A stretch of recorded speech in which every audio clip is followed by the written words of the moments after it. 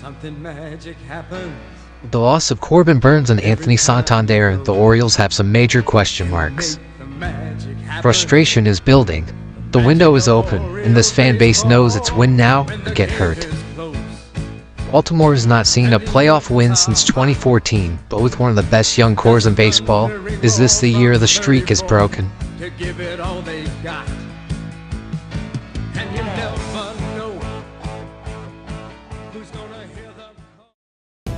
This is the first video in my series of season previews for every MLB team. Please subscribe so you can follow along, and genuinely thank you. The loss of Anthony Santander is a painful but a predictable one after the Orioles signed Tyler O'Neill.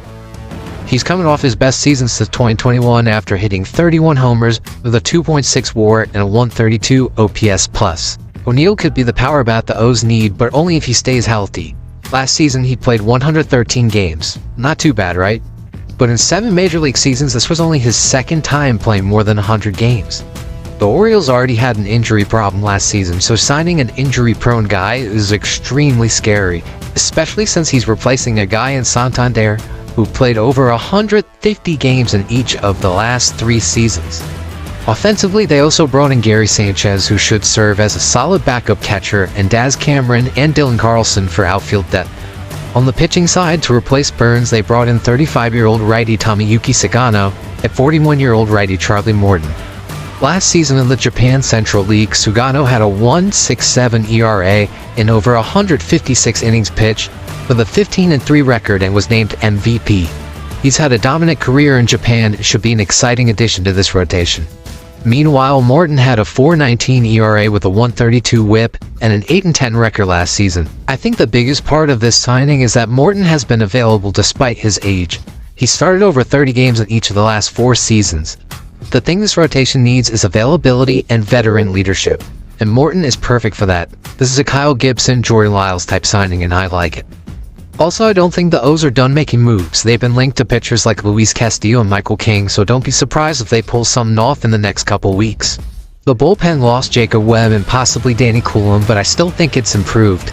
They brought in Andrew Kittredge, who is an extremely underrated player. He had a 2.8 ERA and a 113 WHIP in 74 games last season and was 100th, yes 100th, in chase rate in 2024 with a 38.9% chase rate. However, the biggest addition in the offseason was already there.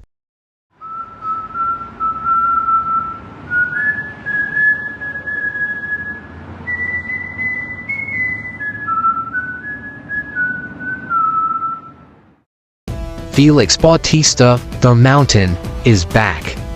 He was one of, if not the best closer in 2023, and hopefully will return to form. Please, Felix, please, we suffer through Craig Kimbrell, please! Anyways, Fangraphs projects them between 85 and 90 wins. FanDuel has the over-under set at 88.5. Right now, I would probably take the over. I know they lost some big guys, but they're not done making moves. Gunnar Henderson is a generational talent, and if guys like Colton Cowser and Jordan Westbrook continue to improve, plus a breakout season from someone like Jackson Holliday, Kobe Mayer, or Heston Kjerstad, we'll put this offense towards the top of the league once again. But pitching might be an issue, especially since it's unlikely Bradish or Wells make it back until maybe the end of the season.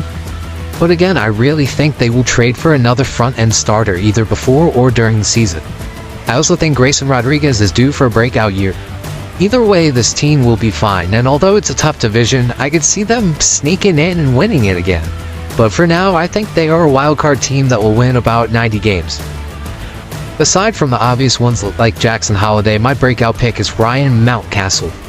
There are so many options here since this is a loaded young team, but Mountcastle makes sense to me and is kind of a fun one. Mountie has always been an above-average hitter, but now that they're moving the wall back in, I think we see him hit over 30 home runs. He's done it before. Before they moved the wall back, he hit 33 home runs with 89 RBIs in 2021.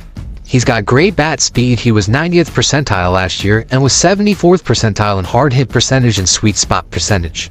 He does not walk often and has a strikeout problem, but if he could limit that even just a little bit, plus he has that power and continues to hit 270, this is his breakout year. He could be an all-star.